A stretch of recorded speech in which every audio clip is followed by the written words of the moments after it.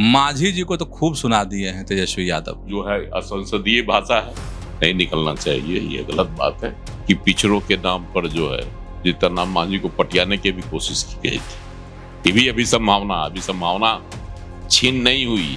अच्छा सर, तेजस्वी कह रहे हैं कि नई सोच के हैं, लेकिन अभी तक सीट नहीं दी है। तो है, आपको ऐसा लगता है कि तेजस्वी में नई सोच है? सुधाकर सिंह को हटाना पड़ा पद से, मुख्यमंत्री को रिजाइन किए ना, कृषि मंत्री थे। तो लक्ष्य तक एनडीए पहुंच जाएगा सर, क्योंकि दावा तो है अमित शाह का। धरातल पर वह कहीं से भी दिखाई नहीं पड़ रहा है। और पनोरमा ग्रुप, जो सोचता है वो करता है। नमस्कार, आप देख रहे हैं न्यूज हार्ट। मैं हूं चंदन झा। तुम तो धोखेबाज हो, ये कहा है तेजस्वी ने। मांझी जी को सियासत गरमाई हुई है और अमित शाह भी बिहार में है। तो इन्हीं सब खबरों को आज समझिए, और इस पर हमारे साथ बात करने के लिए हैं वरिष्ठ पत्रकार अजय मिश्र। सर, आपका बहुत बहुत स्वागत है इस कार्यक्रम में।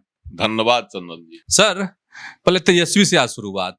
मांझी जी को तो खूब सुना दिए हैं तेजस्वी यादव। हाँ, मांझी को तो बड़ा अजीब तरह का उन्होंने कहा कि धोखेबाज हैं, है ना, समाज के दुश्मन। अपने स्वार्थ के लिए वो चले गए एनडीए के साथ, भाजपा के साथ, है ना। अब पद मिल गया है तो खुश हैं, और हम हैं पिछड़ों, अति पिछड़ों, इन समाज के लोगों को जो है पावर बैंक बनाया गया। ये लोग वोट बैंक बना के रखे हुए हैं। आज अति पिछड़ा वाला कार्यक्रम में उन्होंने कहा कर पूरी विचार वंश का कुछ था। तो तेजस्वी यादव एक तरफ जो भी हैं पिछड़े समाज से एनडीए के साथ, जीतन राम मांझी को लेते हैं निशाने पर। गुस्सा उनको इसलिए है कि जीतन राम मांझी उनकी सरकार के साथ जो है सपोर्ट नहीं किया 2020 में, जब बहुमत की जरूरत थी तब।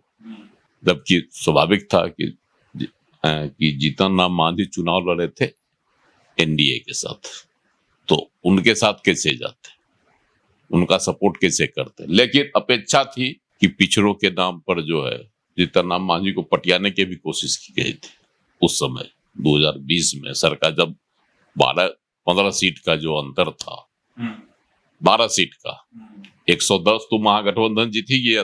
तो ये 12-13 सीट का जो खेला था, उसमें वो चाह रहे थे कि हमको जीतन राम मांझी का भी सपोर्ट मिल जाए और मुकेश सहनी का भी।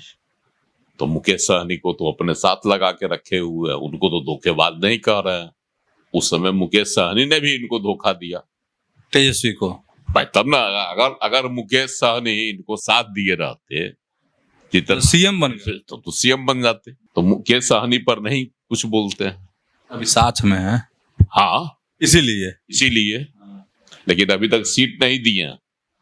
वो अड़े हुए हैं 40 से 60 सीट। 40 से 60 सीट नहीं मिलेगा तब पिछली बार की तरह कहेंगे हमको पीठ में छुरा घोंप दिया, हम भाग गए। ये भी अभी संभावना छीन नहीं हुई है। इसकी भी संभावना है, काहे कि उनके यहाँ तो अपने तेजस्वी जी के यहाँ गड़बड़ी है। कांग्रेस 70 से 76 पर पहुंच गई है। 17 मांग रही थी, अब 76 सीट की तैयारी कर रही है। वो तो पीछे आने की बदला आगे ही बढ़ रही है। एक तो विवाद वहां है, और तेजस्वी यादव है कि खुद जो है कम सीट पर लड़ना नहीं चाह रहे हैं, अधिक से अधिक सीट पर लड़ेंगे जैसे आरजेडी, तभी तो उनकी पार्टी बड़ी पार्टी बन सकती है, अधिक सीट जीत कर आएगी, दावा मजबूत होगा। और कांग्रेस की भी रणनीति है कि हम अधिक से अधिक सीट पर लड़ें, ताकि अगर हमको जीत हासिल होती है, जिसकी संभावना कांग्रेस को दिखाई पड़ रही। कल प्रियंका गांधी ने बहुत बड़ा तुरुप का पत्ता खेल के चला गया, महिला संवाद और महिलाओं से संबंधित, है ना, घर घर अधिकार यात्रा की शुरुआत निकाली मोतिहारी में। उसमें उन्होंने महिलाओं को टारगेट बना के चला, महिला वोट पर उन्होंने बहुत बड़ा गेम खेल दिया। तो इसके पहले दलित वोट कार्ड, ये तो राहुल गांधी खेल ही चुके हैं। वोट चोर का आरोप लगाकर जो है बिहार घूम ही लिए, लोगों को जाके भड़का ही आए कि देखिए आपका वोट चोरी कर रही है भाजपा, एनडीए सरकार, इसीलिए सत्ता में है। हालांकि उसका मतदाताओं पर कितना असर पड़ा वोट चोरी के मामले पर, यह तो चुनाव जब आएगा तब पता चलेगा।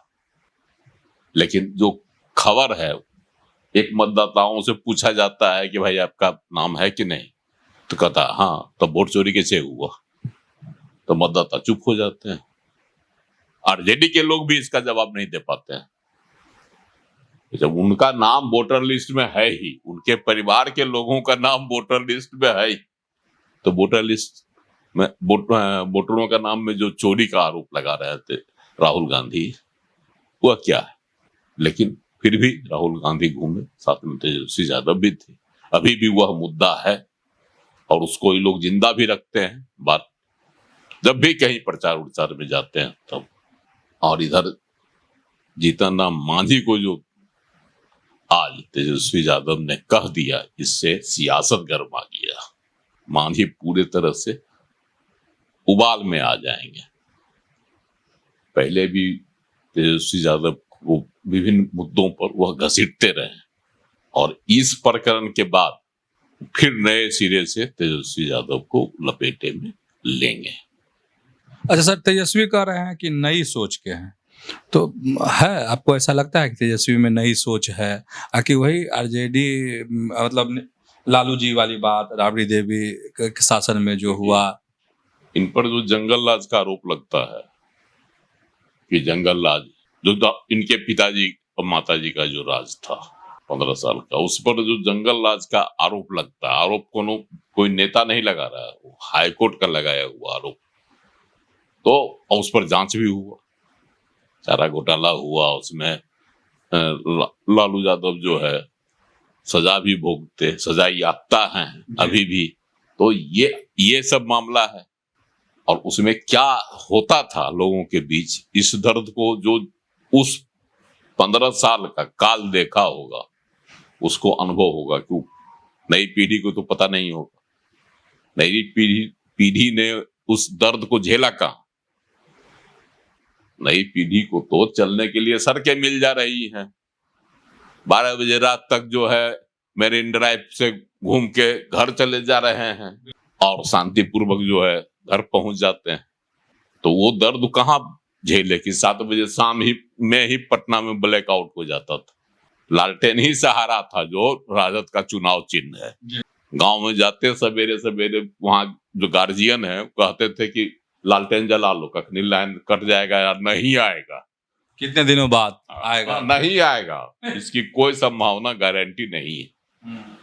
तो शाम ढलते ही लोग पहले लालटेन जला के टंग देता था। अभी जो है झक झक बल्ब जो है गांव के पोल पर भी जलते रहता है। तो नई पीढ़ी तो इस सच्चाई को देख रही है, लेकिन उस दर्द को लोग कहाँ झेला। खाना वाना खा लेता था, पट से जो है लालटेन और डिबरी में जाके लोग सूझ जाता था अंधेरे में।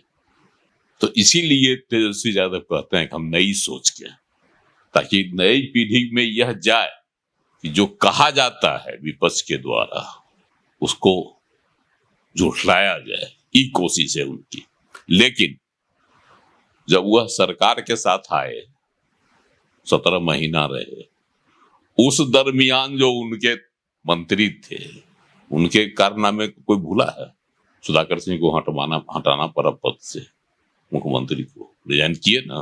कृषि मंत्री थे, शिक्षा मंत्री थे चंद्रशेखर, उनकी क्या स्थिति थी कि उनको विभाग के जो है अधिकारियों से नहीं पड़ता था, और ये स्थिति हो गई कि उनको दुबक के घर में रहना पड़ा।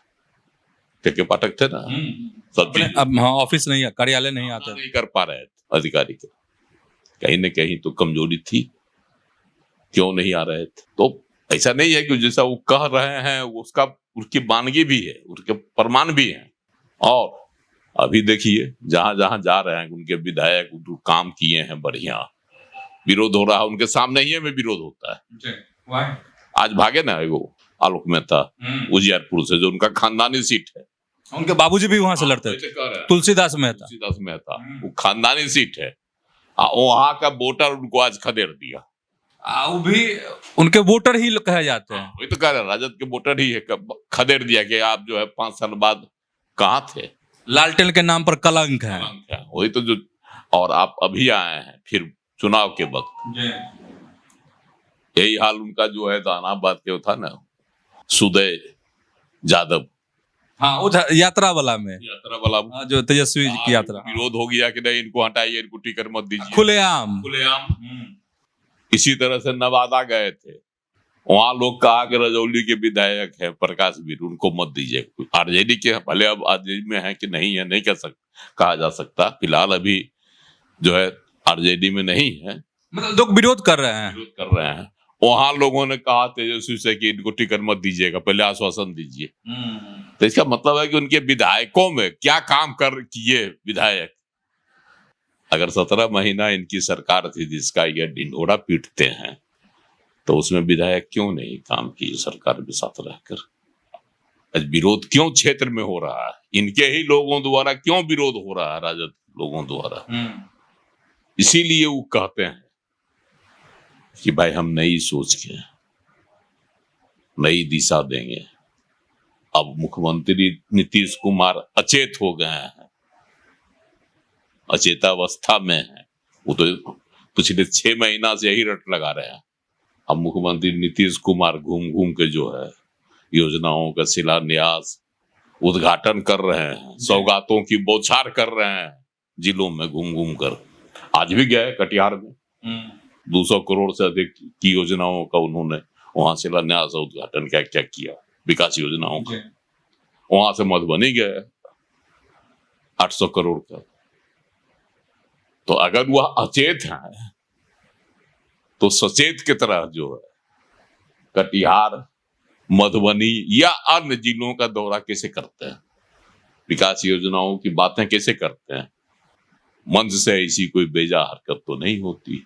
हाँ, खगड़िया में उन्होंने कह दिया था कल या परसों, कल पूर्व मुख्यमंत्री लालू प्रसाद के बारे में कि जब ससुरा शब्द का उन्होंने प्रयोग कर दिया था, जो कि अपने बिहारी भाषा में बहुत असभ्य नहीं है, बोला जाता है तंज के तौर पर, लेकिन फिर भी जो है असंसदीय भाषा है। रोहिणी गरम भी हो गए, रोहिणी तो आज गरम भी है, ट्वीट भी की है, नाराज है, एकदम नाराज है। तो इस तरह का उन्होंने कल बोल दिया गुस्से में आकर, लेकिन उससे पहले कभी नहीं। वो तो यही कहते हैं 2005 से पहले यहाँ क्या होता था, महिलाओं की क्या स्थिति थी, युवाओं की क्या स्थिति थी, रोजगार के क्या अवसर थे, इन तमाम बातों का जो है वो जिक्र करते हैं। लेकिन हो सकता है सब मुंह से निकल गया, नहीं निकलना चाहिए, ये गलत बात है, क्योंकि लालू यादव भी एक राजनेता रहे हैं, तो और संसदीय भाषा का प्रयोग नहीं होना चाहिए। सर, तेजस्वी भी कह रहे हैं कि हम सरकार बनाएंगे, नई सोच, और इधर अमित शाह भी हुंकार भर रहे हैं, जहां जा रहे हैं मीटिंग पर मीटिंग है, और अररिया में बोल रहे हैं एकदम बहुमत वाली सरकार, प्रचंड बहुमत एनडीए की सरकार बनेगी। तो किसके दावे में दम? अमित शाह जो आए हैं इस बार 8 दिन पर आए हैं, कि उसके पहले का दौरा और इस बार का जो दौरा 2 दिन से, कल भी थे पटना में भी गुरु मंत्र दिए अपने कार्यकर्ताओं को, नेताओं को, कहे कि घर घर जाइए, है ना, लोगों से मिलिए। 225 का टारगेट है, 225 बार घूमिए, लोगों से मिलिए, ताकि 225 का जो एनडीए का लक्ष्य है। और यह नहीं भूलिए कि प्रत्याशी एनडीए की किस पार्टी का है, सिर्फ यही देखिए कि एनडीए की पार्टी का है, मतलब एनडीए का है कि नहीं। हाँ, एनडीए की पार्टी का है, और एकजुट होकर मेहनत कीजिए। उन्होंने बड़ा कल कड़ा मंत्र दिया, और जो भी लोग गुटबंदी के पक्षधर हैं या गुटबंदी में विश्वास रखते हैं, उन तमाम लोगों को कल पटना में जो है अमित शाह ने कड़ा संदेश दिया, और जीत का संदेश भी दिया कि भाई इसको लेके चलिए। और आज देख रहे हैं प्रभारी बने हैं, चुनाव प्रभारी बिहार के आए हैं ना, धर्मेंद्र प्रधान, और निकल गए दिघा में घर घर। तो अमित शाह के बात पर अमल भी शुरू हो गई है। आज उन्होंने अररिया में किया, उससे पहले समस्तीपुर में किया, और सभी सभाओं में उनका एक ही लक्ष्य नेताओं कार्यकर्ताओं को सक्रिय करना, शिथिलता नहीं बरतना और एकजुटता का प्रदर्शन करना एनडीए में, यही संदेश लेकर इस बार अमित शाह आए हैं। तो लक्ष्य तक एनडीए पहुंच जाएगा सर, क्योंकि दावा तो है अमित शाह का। है, लेकिन एक मुद्दा है जिस पर जो अंदर अंदर जो है कहीं न कहीं जदयू में कुछ असंतोष भी है, वह है घुसपैठिया। प्रधानमंत्री भी घुसपैठिया का नारा देते हैं, ये एकदम खदेड़ देंगे। अमित शाह ने भी याद दिया कि एक भी घुसपैठिया नहीं रहेगा, बिहार ही नहीं पूरे देश में नहीं रहेगा, नहीं रहने देंगे। तो इस मुद्दे पर थोड़ा सा एनडीए में, खास करके जदयू में असंतोष पनपता है, लेकिन धरातल पर वह कहीं से भी दिखाई नहीं पड़ रहा है और अमित शाह भी लोगों को सचेत करते हैं एकजुटता बरतने के लिए। तो दावे में दम है, दावा मतलब है। सरकार बनाना एकदम प्रचंड बहुमत से। देखिए, दावे में दम अभी नहीं कहा जा सकता, क्योंकि सर्वे का आकलन वगैरह भी बताता है जो आ रहा है कि चुनाव टक्कर का, चुनाव जब टक्कर का है तो इसमें अब जो मेहनत करेगा, देख रहे हैं तेजस्वी यादव खुद निकल गए हैं, खुद घूम रहे हैं, अकेले कमान संभाल लिए हैं, ताकि राजद का जो वोट है वह इंटैक्ट रहे, तो उसमें कहीं से कोई छेद नहीं हो। कांग्रेस की कोशिश भी तो है राजद का वोट तोड़ने की, राजद का भी वोट में उसको भी है कि हमारी हिस्सेदारी बढ़ जाए, लेकिन तेजस्वी ने भी चाल चल दी है कि अपना जो जमीन है वह अपनी जमीन कहीं से भी खोखली नहीं हो। यह तेजस्वी की भी कोशिश है। अब देखना है कि तेजस्वी कितने कामयाब होते हैं। इस बार भी पिछली बार की तरह 2020 के विधानसभा चुनाव की तरह वह युवाओं पर फोकस मार रहे हैं, रोजगार पर फोकस मार रहे हैं। अब तमाम चीजों से हट गए, अब इन तमाम मुद्दों को लेकर वह घूम रहे हैं ताकि युवाओं को अपनी ओर आकर्षित करके रख सकें पिछले चुनाव की तरह।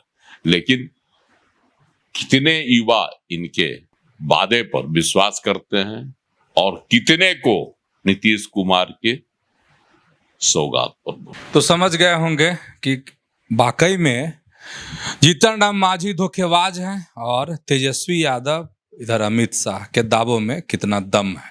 तो ऐसे ही जुड़े रहिए न्यूज हाट के साथ, खबरों से अपडेट रहिए। धन्यवाद, नमस्कार।